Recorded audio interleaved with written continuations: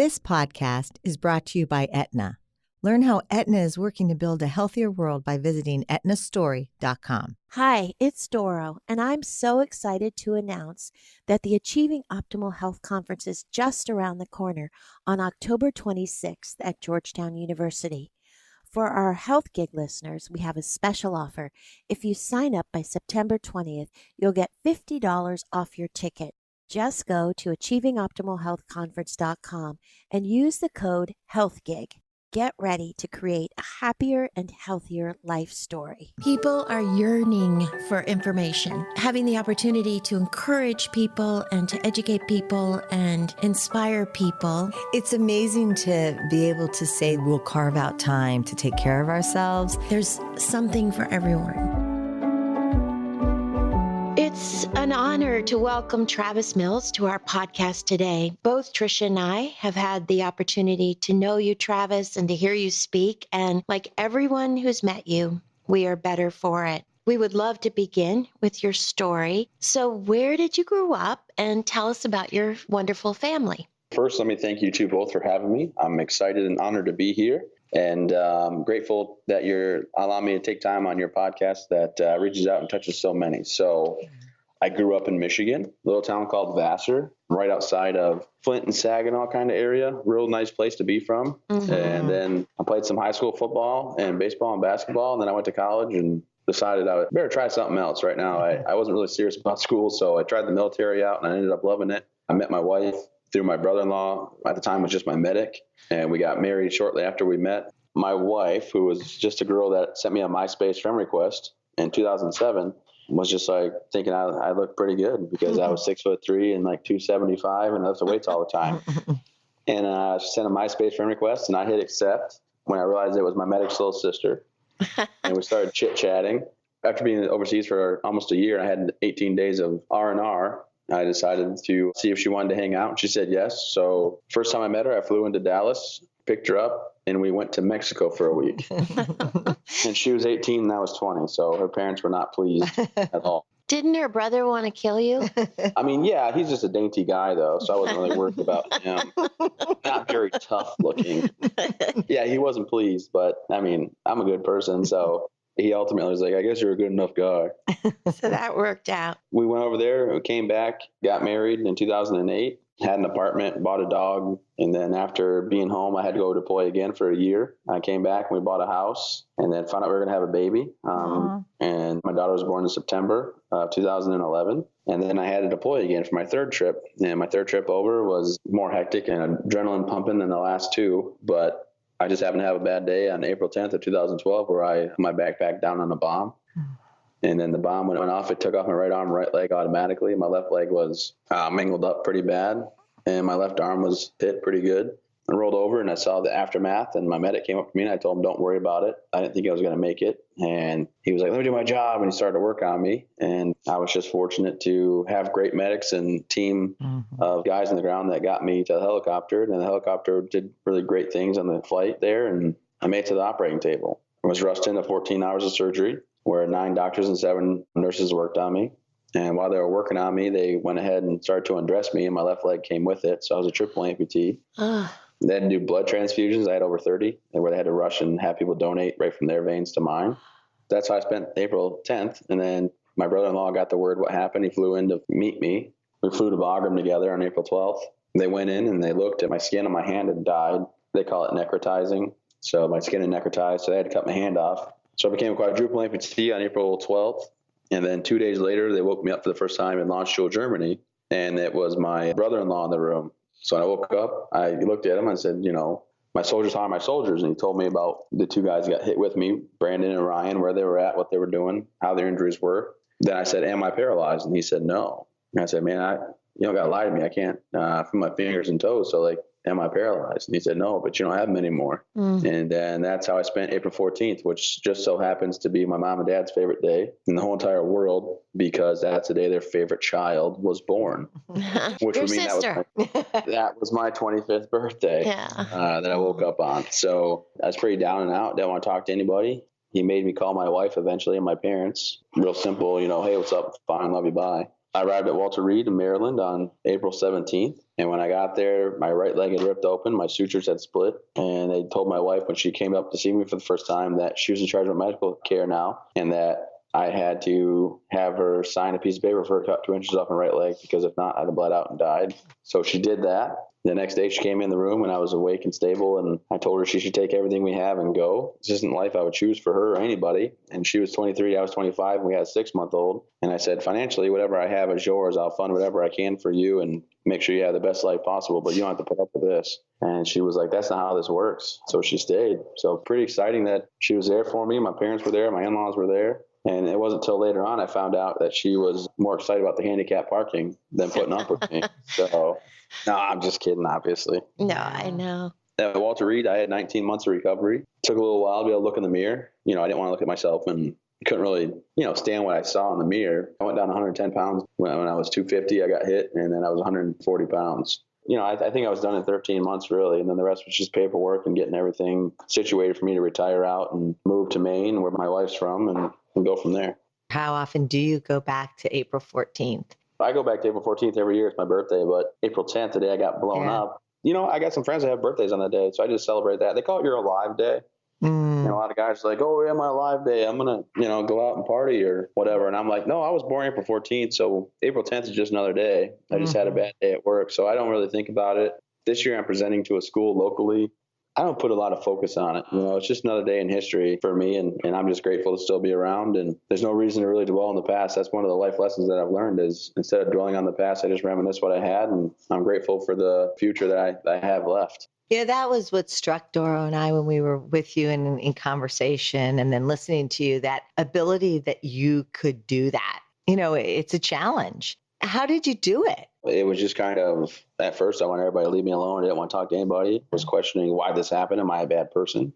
It just went forward with how lucky am I to still be here? And then I met a guy that was in the same situation that was going through a lot of therapy before I was ever injured. And he flew in just to say, hey, what's up? I'm Todd. I'm going to help you get through this. You're going to be fine. And you'll be able to walk and drive and do everything you want to do. And I was just so excited to know that I could get better that it just kind of became my job. That's kind of how I did it. Is that when you came up with never give up? Absolutely, yeah. My slogan, my motto, I'm never going to give up and I'm never going to quit. There's some iPhone footage on one of my very first days of my recovery. The nursing staff or the physical therapists were saying, if you need to take a break, just go ahead and feel free to take a break. Don't worry about it. And I was just like, I'm never going to give up and I'm never going to quit. And that's just kind of where it came from. I just figured if my wife's going to stay, if I'm here and Walter Reed has the ability to help me walk and drive and do everything, why not just get better? Wow. And you certainly have. And the lives that you're touching and changing are incredible. Tell us about your new foundations and what you're working on.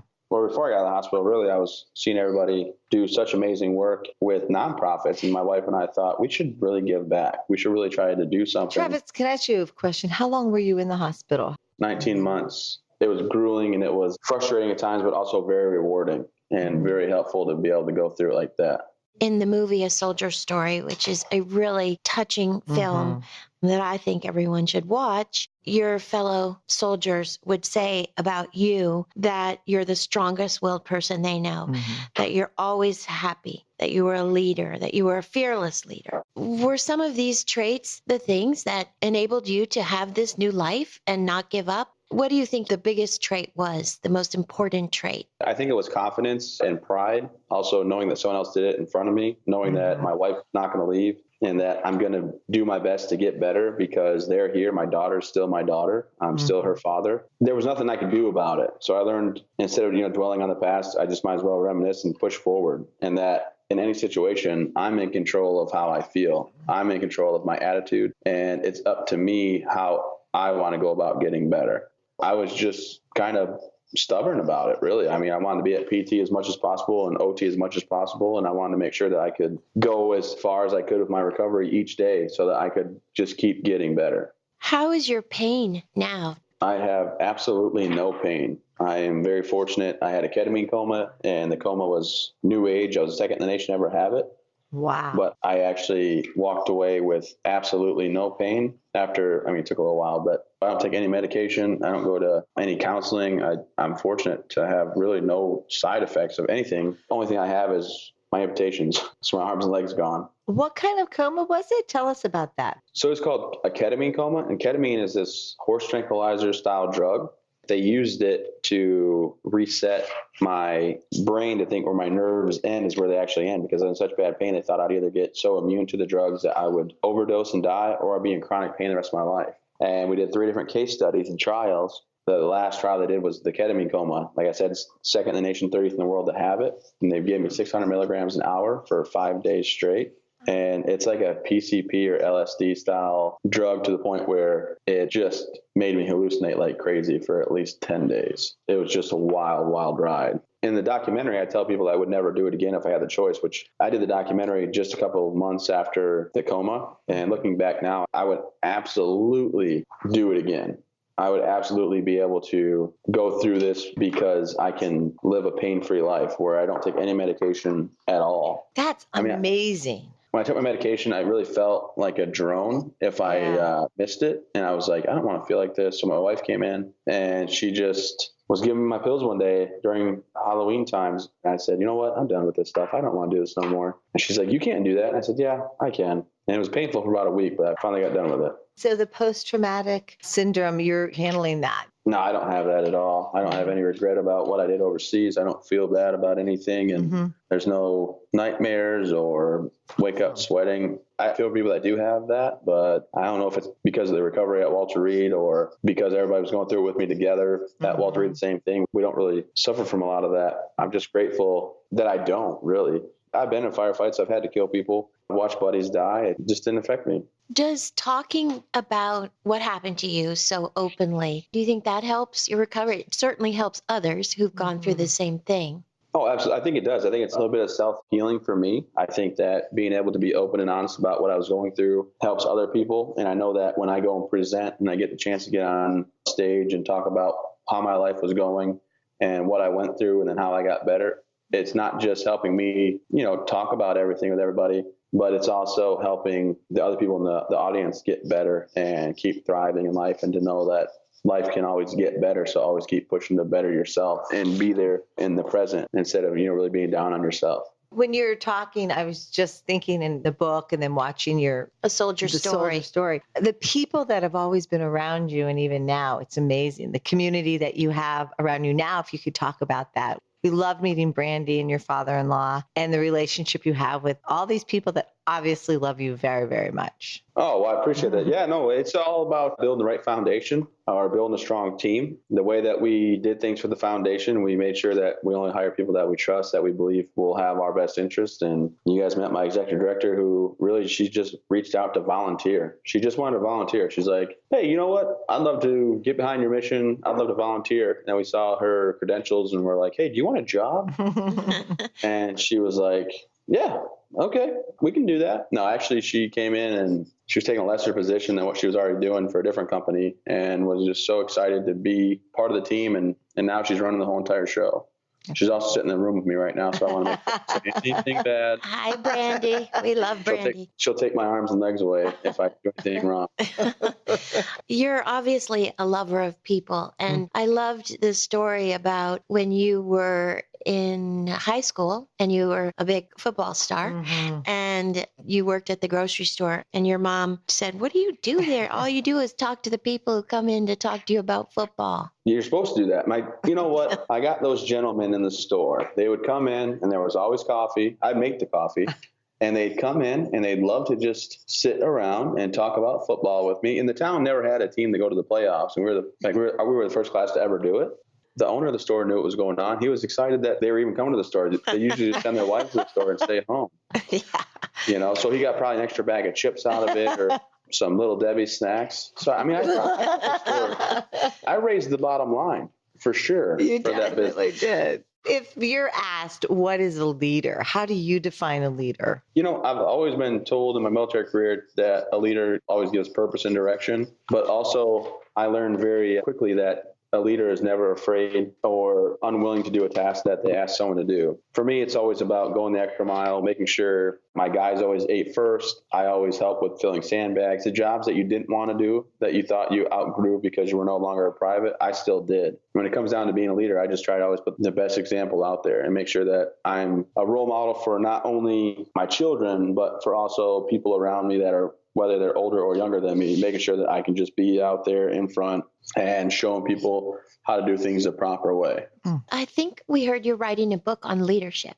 I think my next book is going to be called I'm Not a Victim and Neither Are You. That's kind of a hard title, I know that, but I'm going to soften it up with a blurb on the front that says how I found purpose and direction to get through my struggles or my situation. Because I feel like everybody I meet is always like, I wish I could have had my cousin or my sister or my brother or my friend hear you. And, I'm going to make sure it's fun. I'm make sure it's upbeat and positive, but I'm also going to give a little kick in the behind saying, it's on you as well to get better. It's on you to believe in yourself. It's on you to make sure that you can keep going and pushing forward. I just feel like it's kind of what the audiences I speak to, that's what they say that their people need. And usually like 7 out of 10 people have something they've went through or they have to deal with. And my stories help change them or made them feel happy or positive. So if I can help out and give back, I'm going to do that. And I feel like this is the best way to do it. And we can say this because we saw you in action. You really don't feel like a victim. You do not live a life as a victim. So everybody says wounded warrior, and I get like that's supposed to be like a good term, but I just feel like it has such negative connotations now. I feel like it's always like, oh, you're one of those wounded guys. And like, granted, yes, I was laying in bed with no arms, no legs, 110 pounds lighter than I started, but I'm not wounded anymore. I don't want to have people look at me and treat me a certain way because they feel like they should feel sorry for me. I get where the empathy comes in, and I do appreciate that.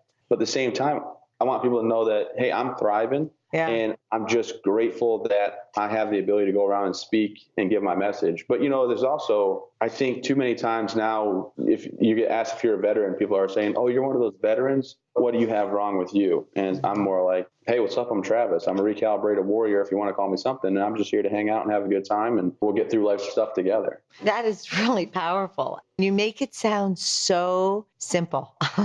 And yet, wow. And the work that it took, you just can't take that lightly. It was a lot of work you put in to change your attitude and to change your life. And it doesn't go unnoticed. But we want to ask you, and we ask everybody about their daily routines. What's your daily routine and how do you stay healthy and happy? How do I stay healthy and happy? Those sometimes go hand in hand. Other times they don't. How I stay happy is I eat Philly cheesesteaks. Every now and then I cheat and I sneak those. No, I mean, my daily routine, I wake up, I get the ability to take my daughter to school most days, see her off to her lessons. And my son and I now, he's 6 months old. He's just started crawling, and we roll around the floor and have a good old time. I guess for me, just finding positivity through the things I'm able to do. I'm able to own a small business on top of the foundation where my parents moved here to run it and work for me and take care of it. And I just keep myself busy to the point where I'm constantly doing something. I'm here doing this right now. I have to head to Sam's Club next and buy a couple things. I just want to keep myself always busy, always going, and always moving to some kind of end result or some goal. Do you lift and I've seen you running and doing all that. So for exercise, what do you do? I did CrossFit, and then my trainer left. And right now I'm talking with another trainer, and I'm going to start probably when I get back my next trip, and I'm going to start working out with him and get all fit again. So I do lift. It's adaptively. So I use a lot of bands and a lot of adaptive devices like that. But no, I plan on getting all buff again. Good. So I'm also eating healthy. Like I know I joke around about Philly cheesesteaks, but I have a shake in the morning and fresh fruit, and then I like feeling good. So I'm going to try to drop some pounds since beach season's coming. I want to be pretty. Right. Tell us about fatherhood. Oh, that's the greatest thing, actually. Fatherhood's the best part of my day. Like last night, my daughter was ready to rumble. So I said, all right, you eat all your dinner. We'll go upstairs and we'll wrestle. So I went upstairs and I wrestled my daughter. And then I was the one tucking her at night. And we watched, a TV show together. And then I told stories, and then she fell asleep. And then my son this morning, we were able to roll around the carpet and we'll play with the ball. And I mean, I'm not telling anybody out there that doesn't have a kid to go out and have a kid, but at the same time, go do it. It'll make your life so much better because kids are awesome. They are awesome. How about faith in your life? Do you have any faith or spirit or anything? Oh, absolutely. I mean, I'm a Christian. Yeah. So the book starts out with a psalm because I was shaken for a minute there. Like I was pretty upset, frustrated that this had happened to me. And I was questioning if God hated me or why this would be this way. Mm-hmm. And there was Joshua 1:9 in my room. And I kept reading it over and over and over again. I told my mom, just go ahead and turn that over. I don't want to read that no more. I said, what did he take a break and then come back and say, oh, wow, now I got to save him. My mom said, don't you say that. And it took about 2 weeks, if I'm being just entirely honest, to get back to, hey, you know what? You can't just be a believer when everything's going your way. You can't just be happy with God and have a relationship when your life's all hunky-dory. So I was fortunate to get back to that. And my wife and I attend a church here locally in Maine as much as possible when I'm out on the road. It's a big factor in my life. Speaking of Maine, tell us about the Elizabeth Arden Yes. estate. Okay. And how you acquired that. And it looks beautiful. Yeah, well, it is. It is. So Elizabeth Arden was a cosmetic pioneer of 1900s, and she bought this place in 1929 and bought the land and built this place brand new. And my wife and I wanted to start a foundation to give back, and we wanted to be able to host families and give them the positivity and the ability to know that, you know what, just because this happened doesn't mean that you're alone and that you have to live life on the sidelines. We went out and did a couple proof of concept weeks where it went so well, we raised enough funds to buy a foundation property. And we came up on the Elizabeth Arden estate. And we started to renovate this property, and it took us 2 years. And now we can host 8 families per week that have been through some kind of injury sustained from combat or service connected, but it has to be paralyzation, amputation, or spinal cord injuries. And it's all the physical injuries that you see right now, because that's what I know about, that's what I deal with. And we have great partnerships with other people that are out there that have the PTSD or TBI and things like that. Like we know how to help them get connected with other nonprofits that are doing great work in those realms. We bought this property, we fixed it up, we renovated, we opened last June. We hosted 88 families last year from over 23 different states. And we were very fortunate that this year we're going to host 126 families from, I'm not sure how many states right now, but we're close to meeting our full quota for the summer already. And we just opened up our reservations link to get yourself on the list to come. We opened it up 2 weeks ago, and we've almost filled up all the slots. And is the marina there? My marina is 17 miles away from there. It's a different side business that I bought with a buddy because I went to get gas one day, and the owner of the marina said, hey, Travis, you should buy this place. And I said, Okay. I said, Andy, why would I buy this place, buddy? And he showed me the P&Ls, and he showed me where they didn't want to grow the business, but where the business could grow done right. And it's been a fast and furious, fun, hectic, stressful time. Right. And pretty exciting. We might get a reality TV show based off from it. So if you think Duck Dynasty, just think Travis Mills, and that's what you got. So it should be fun. We'll see how it goes. And That's incredible. So you'll be a reality television star? As long as it's done the right way. I have a big meeting in New York coming up this weekend about it. But if everyone wants to see what the trailer would look like, if everybody goes to my Facebook page, if you go on Facebook and you got your thumbs out, you type in SSG Travis Mills, you'll find it. It's right there on the top of the page, and it says, We Bought a Lodge. So you can see the trailer. It's a 5-minute long trailer, Mike Rose sponsored, and we're hoping to get a show. So it'll be pretty exciting stuff if we do. That's incredible. Awesome. What would you want people to think about you after they meet you? Wow, that's just a regular, everyday, normal guy. He looks different. He's a little crazy, but I can see he's just normal. I would rather have people walk away and forget the fact that I have no arms and legs. Yeah. Because when I talk to people sitting at a table and they don't realize, they think I'm just missing one arm, and then I stand up and they're like, I'd rather have people not see the injury but see me. I think that's how it's going right now, which is nice. And it's just about breaking down those walls and those barriers so people, when they walk up, don't feel uncomfortable to say, hey, what's going on? Don't we all just want to be seen as to who we are? Exactly. You know? So, Travis, we have some rapid fire questions that we ask all of our guests on our podcast. The first one is, what book do you think everyone should read? Tough as They Come. Me too. Definitely. But on top of that, Extreme Ownership by Leif Babin and Jocko Willett is one of my favorites. Why? Yeah. Tell us why. Because they're Navy SEAL commanders that talk about always taking ownership of any situation, whether it's your fault or not. If you don't think it's your fault, find out how it's your fault and how you can fix it. And they tell it with combat knowledge, and I really, really like it. It's a great book, and they're actually good friends of mine too. What quote brings you strength and peace? I used Joshua 1:9 because I had it in my room. I wasn't pleased with what had happened to me, and I used that one. So it's be strong and courageous. Do not be afraid. Do not be discouraged, for your Lord God will be with you wherever you go. I tend to not really get religious because I don't want to be looked at as preying on religion. Right. No one would ever say that I have or I would. And I make sure that I'm very cautious about making sure that never comes out of anybody's mouth. It's like he's just trying to prey on religion to make money. What would you say to your 20-year-old self? I would say probably try to go and do some higher echelon stuff in the Army, like try to go become special operations, whether Ranger Bat or Special Forces. Not that the infantry wasn't great, but it was. But also at 20, I'd probably say finish your degree. You only got a year and a half left. What's your favorite meal? Steak, potatoes, baked on the grill, of course, with asparagus, and then cheesecake to finish. But the healthy kind of cheesecake. Of course. And then the last question is, who would you like to sit next to at dinner tonight if you could sit next to anyone, and why? Me, I would sit next to my wife. But then I'm going to sit next to her at dinner tonight. I just want to make sure that got on the radio or the podcast. But sit next to anybody at dinner. If I could sit next to anybody at dinner tonight, who would I sit next to? I'd like to pick Kevin Hart's brain because he cracks me up.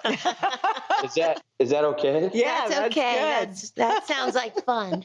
And I've been able to hang out with your brother a couple times. I wouldn't mind sitting next to him again. That was really cool. I hung out in President Bush's office at SMU for like 45 minutes to an hour. So that was cool. And what happened? Yeah, tell us how that went. My daughter kept running in with little pictures she was drawing with his secretary, Logan. And I did a hand joke where I told him the hand was voice activated, but I didn't do it to him. He made me get one of his chief of staffs that walked by. And of course, I got to eat with you lovely ladies last week, so I can't pick you because that'd be just selfish of me. Right. Well, Travis, thank you. Yeah. This has been a great visit. So great and so kind of you to be part of this with us. The work you're doing. I hope it was fun. It was really thanks. fun. The work you're doing is so inspirational, really. And Dora said it at the beginning, we're also better off for knowing you. So thank you. Oh, come on. I appreciate it. Thank you very much. I hope that you guys have a wonderful rest of your day, and thanks for your time. Thank you for joining us on Health Gig. We loved having you with us. We hope you'll tune in again next week. In the meantime, be sure to like and subscribe to this podcast and follow us on healthgigpod.com. I'm Tricia. And I'm Doro. Be well.